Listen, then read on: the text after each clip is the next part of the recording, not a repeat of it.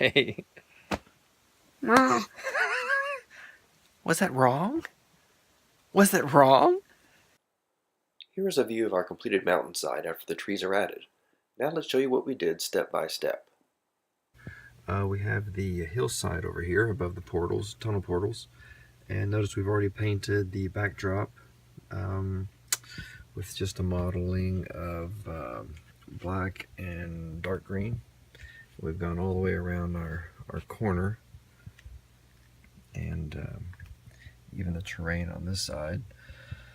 Just to mock in the background of the trees. So now we're starting to flesh in what's at the bottom of the forest floor, which we have.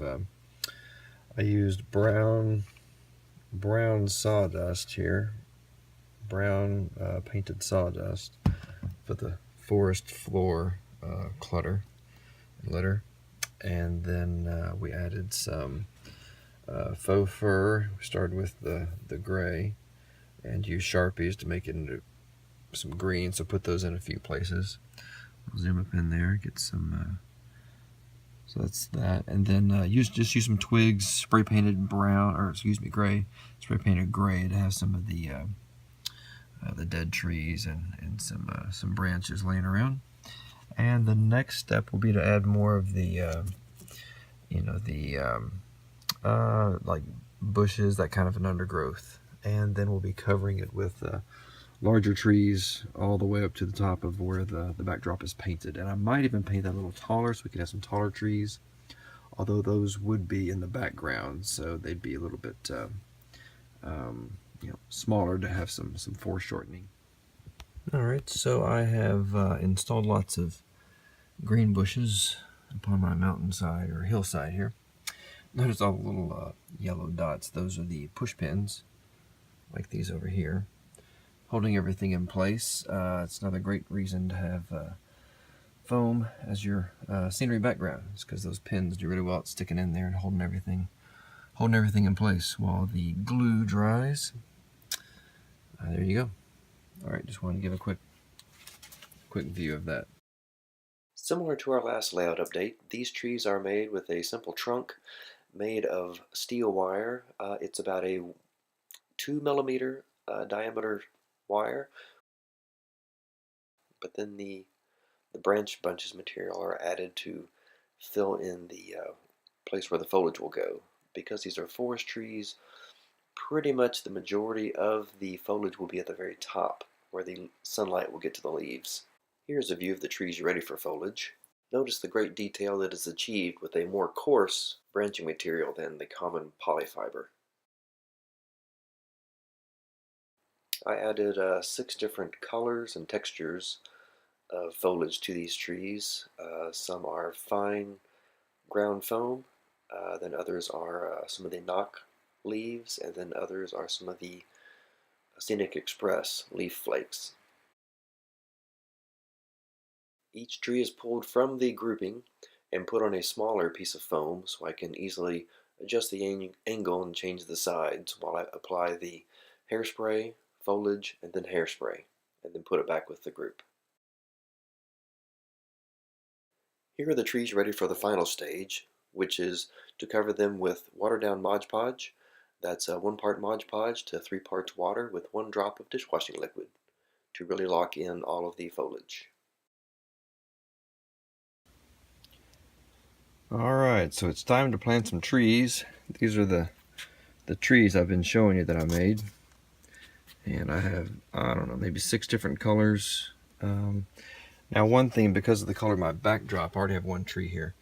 I did pick a ground foam color that was close to that color, so it kind of blends into the background. So starting there, I will start going down the back, and then I'll start filling them in. And basically for a forest, which is what I'm doing here up here, I don't have perfect trees. Most of the trees just have the top, but you do see that they have some, sorry about the paint on my finger, I was painting another project earlier. But, you know, down on the trunk, there are a few scraggly branches that do have some foliage on them, but most of the foliage is at the top of the tree.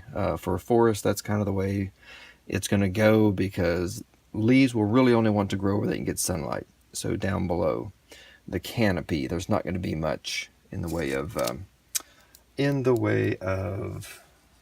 leaves. So, all right, so hang with me, and you can watch as I go along here. So, again, I want to put that particular color,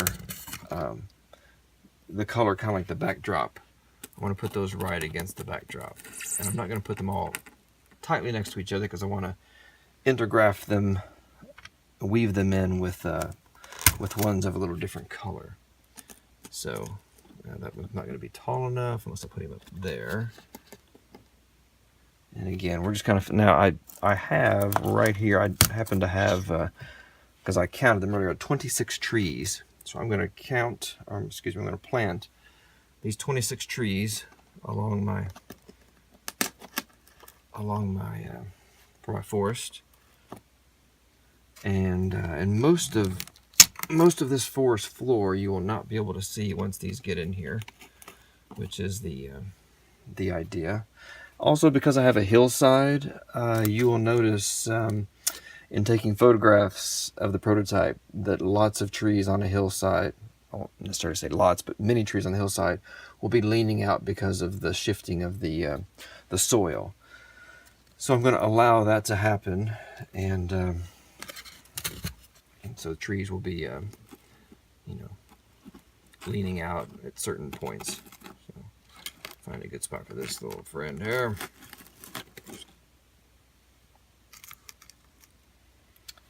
All right, so I'll tell you what I'm going to do. I'm going to go ahead and I'm going to pause the video and catch up with you in a moment. But also, one of the things I want to do is once I get to the front of our forest, then I will put in a couple of more key foreground trees, because at the front of the forest I am going to have leaves on that front of those trees because the light can get to them. It's those ones in the back that are mainly a trunk for the majority of the tree, and then the foliage at the top. So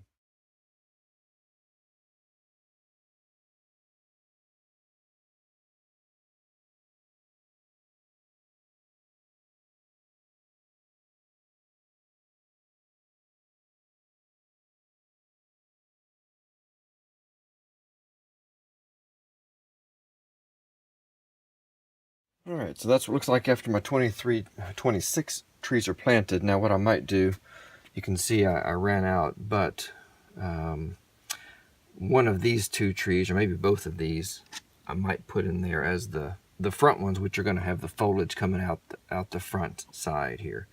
So anyway, these are two. Again, these have a much heftier trunk than what all the others are, so it's going to look better up front. It's also, it's on the edge, so it's closer to us, so it should look bigger with the foreshortening, or what's it called, force perspective. So they should be closer or bigger at the front. So I wanted to give you a close-up view here to see what this looks like. This is the drone flight. So again, I want to be able to see through the foliage and through the trees, but not too much.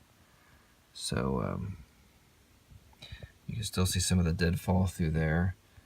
And when I come over here, you'll notice that I do have a few trees that are really leaning out because of the hill kind of sliding down. So I have looks like 3 trees that are really leaning out there.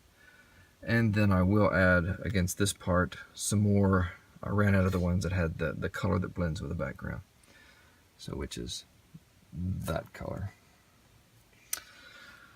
And the background that I painted really cheaply on there does a great thing of just adding shadow in the background, so you really can't see the blue background through the trees. Last time we left off with this hole here, and what was I going to put in here? Some big tree. Well, I've made a bunch of trees over here, a bunch of bushes too, but the trees, the main one I want to fill in that hole with is this guy. Let me get him out of here, because you'll notice that it's really only a one-sided tree, because the leaves will only grow if they're facing the sun. So the ones in the back would not be there anyway on a real tree. So I will put him here, and then I'll start filling in some of the lower trees in front to fill in some of the space under the limbs. So let's go with that, and I'll show you what I end up with. Once I added the large tree, then I added a couple of small ones underneath the limbs just to kind of fill in the front above the portal. And here's another view of the completed scene to see the whole mountainside as it is now.